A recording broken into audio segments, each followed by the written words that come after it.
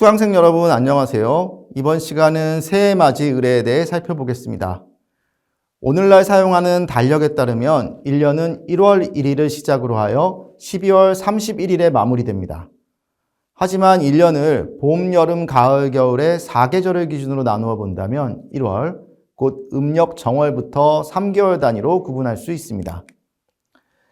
이러한 계산에 따르면 봄은 정월부터 3월까지가 되고 여름은 4월부터 6월, 가을은 7월부터 9월까지, 겨울은 10월부터 12월까지가 됩니다. 이제부터 1년의 시작인 정월부터 3월까지 봄철의 세시 의례들을 살펴보도록 하겠습니다. 그리고 세시 의례 행사를 주도하는 주체에 따라서 개인 혹은 가정 단위에서 수행되는 것, 마을과 공동체 단위에서 수행되는 것으로 나누어 살펴볼 것입니다.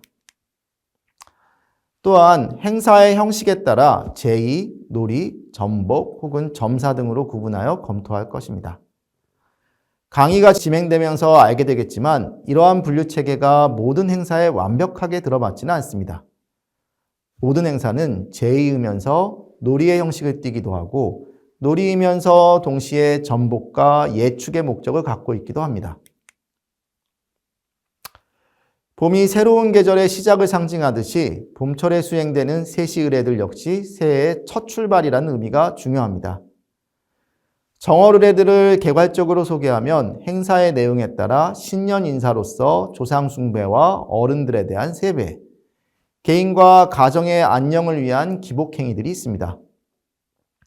정월은 특히 본격적인 농사가 시작되기 전인 농한기로 한 해의 농사의 성공을 기원하는 기풍, 전복, 마을제, 놀이 등의 예축 행사들이 다양하게 행해집니다. 오늘날 많은 사람들이 새해의 시작을 설부터로 생각하지만 한국 전통사회에서 새로운 한 해는 동지로부터 시작되는 것으로 여기기도 하였습니다.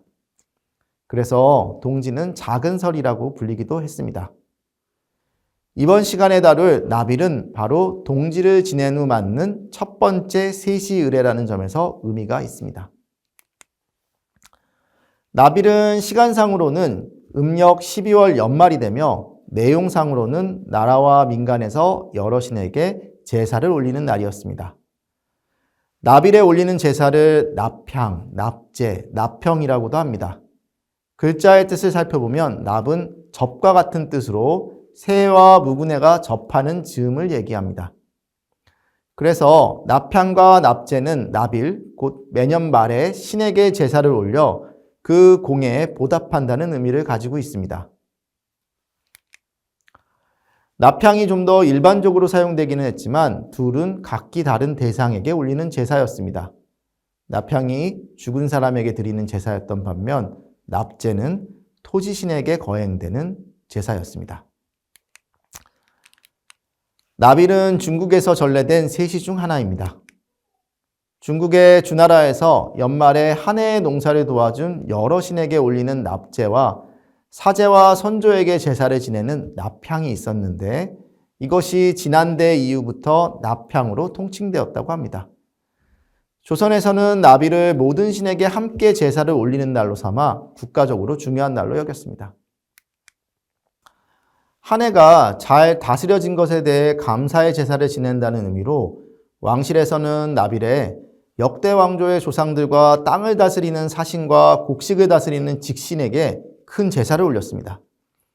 또 나비라는 글자는 사냥한다는 뜻도 가지고 있습니다. 그래서 나빌의 제사인 납향에는 반드시 수렵하거나 포획한 산짐승, 들짐승 등을 제물로 사용했습니다. 대개 경기도 산간 지역의 백성들이 동원되어 멧돼지, 산토끼를 잡아 곡물로 바쳤습니다. 그러다 정조 임금 때 이러한 관습이 폐지되고 대신 포수들을 고용해 경기도의 용문산과 충령산 등지에서 사냥하는 방식으로 바뀌어 유지되었습니다. 사대부들 역시 나빌에는 계절 음식을 준비해 제사를 드렸습니다. 제사 외에 나빌의 주요한 의례는 약을 만들어 나누는 일이 있었습니다. 왕실의 내의원에서는 각종 환약을 만들어 임금에게 올렸는데 이를 납약이라고 불렀습니다.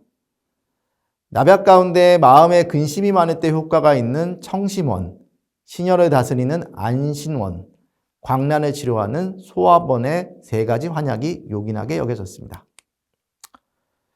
임금은 납약을 측근의 신하들에게 나누어 주었고 또 관청에서는 환약을 지어 70세가 넘는 신하들과 지방의 친지들에게 선물하곤 했습니다. 한편 민간에서는 납일에 제사를 올리지 않고 납일 밤에 참새를 사냥하는 풍속이 있었습니다. 참새가 늙고 약한 사람에게 이롭다고 여겨 사냥한 참새를 노인과 어린아이에게 약으로 먹였습니다. 특히 어린이가 먹으면 천연두를 잘 넘길 수 있다고 믿었습니다.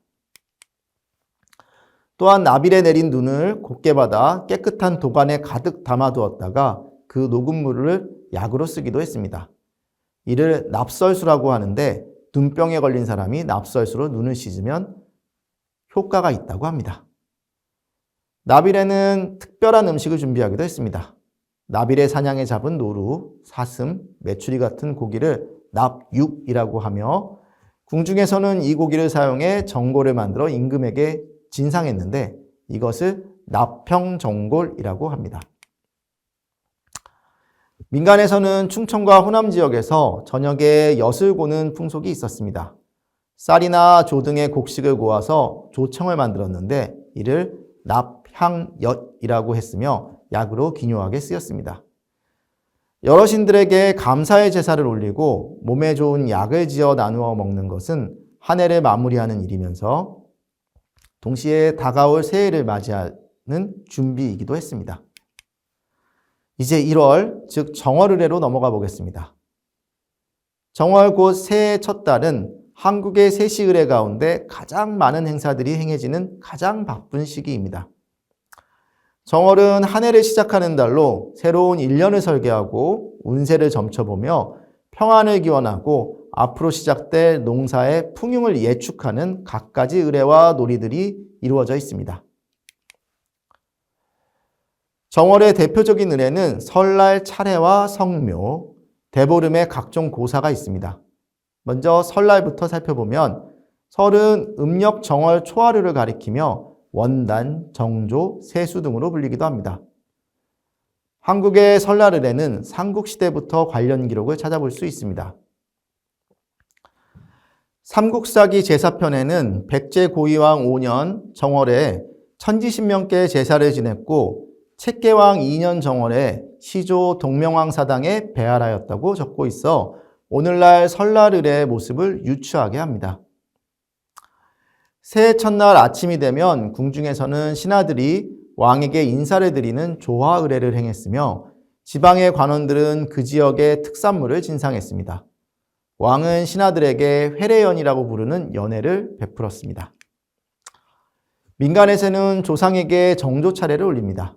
설 차례는 한 해가 시작되는 첫날 계절과 해가 바뀌어 조상을 찾아뵙는다는 의미를 지니고 있습니다. 차례를 마치면 음식을 준비해 조상의 산소를 찾아 성묘를 했습니다. 차례와 성묘 외에 각 가정에서 이루어지는 대표적인 설날 의례 중 하나는 안택고사입니다. 안택은 다른 말로 무고안택, 성주안택, 제숫굿, 문전고사, 매기 등으로 불리기도 합니다. 안택은 전국적으로 행해지는 의례로 정월이 일반적으로 의례가 드려지는 시기입니다. 하지만 정월 외에 10월에 안택고사를 하는 지방도 있습니다. 같은 안택고사라도 의례 시기가 의미가 다른데 10월의 안택고사가 집안의 평안함을 위한 감사제의 성격이 강하다면 정월에 행하는 안택고사는 액마기를 위해 행해집니다. 안택은 집을 지키며 집안의 운수를 좌우하는 신으로 알려진 가신에게 올리는 의례라고 정의할 수 있습니다. 의례의 방식은 경을 읽는 독경무나 법사와 같은 전문적인 의례 집행자를 초청해서 가정의 여러 신령을 위로하고 그들에게 집안의 평안을 빌게 됩니다. 즉, 가족과 조상, 집안의 여러 신들 사이에 전문적인 사제와 주부가 매개자가 되어서 치르는 의례라고 할 수 있습니다. 구체적으로 안택고사는 경을 읽는 것으로 구성되어 있기 때문에 의례가 시작되면 사제는 각종 경문을 구성하면서 여러 가지 제의를 행하게 됩니다. 이를 통해 집안의 여러 신들과 조상을 기리고 받들며 가족 구성원의 안녕과 가정의 번영 등과 같은 소망을 신들에게 기도하고 청원합니다. 또한 만약 가족 구성원과 이들 신들 사이에 서운하거나 불편한 관계가 있으면 이들을 화해시켜 집안을 안정시키고 앞날의 운수에도 대처하도록 합니다. 서울 지역에서는 안택과 비슷한 의뢰로 횡수마기 혹은 홍수맥이라고 하는 행사가 있습니다. 횡수는 비교적 일상적인 생활에서 들기 쉬운 나쁜 운수를 의미합니다. 즉 횡수마기는 1년 12달에 발생할 수 있는 나쁜 운수를 매년 정월초에 막는 의례인 것입니다. 횡수마기는 안택고사와 달리 주부가 무당집을 찾아가거나 주부가 직접 가족 전체를 위해서 새로운 한 해에 생길 수도 있는 횡수를 막거나 제거하기 위해 행합니다. 설날에 행해지는 다양한 놀이와 풍속들도 있습니다. 하지만 이들 역시 놀이와 풍속의 형식을 띠고 있지만 실제로는 가정이나 마을 단위에서 한 해의 기륭을 예측하고 준비하기 위한 의례적인 목적으로 행해졌습니다. 먼저 설날의 대표적인 놀이 한 가지만을 언급하자면 역시 윷놀이를 꼽을 수 있겠습니다. 윷놀이는 남녀노소 누구나 참여할 수 있으며 2명에서 10명에 이르기까지 편을 갈라 승부를 겨룰 수 있습니다. 윷놀이의 유판은 하늘과 땅을 포함한 소우주를 표상하며 유판의 점들은 별자리를 나타냅니다. 또 윷의 안쪽은 음을, 바깥쪽은 양을 뜻하고 윷이 4개인 것은 봄, 여름, 가을, 겨울의 4계절 또는 동서남북의 4개 방위를 의미합니다.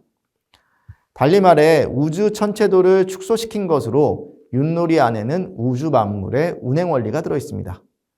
따라서 윷놀이는 이렇게 만들어진 소우주 안에서 새로운 한 해의 농사나 신수의 기륭을 점치는 예언적인 의미를 담고 있는 것입니다. 설에 행해지는 여러 풍속들 역시 초자연의 힘을 빌려 복을 부르고 액을 막는 것을 목적으로 합니다. 왕실에서 민간에까지 지켜지던 풍속 중 하나로 세화가 있습니다.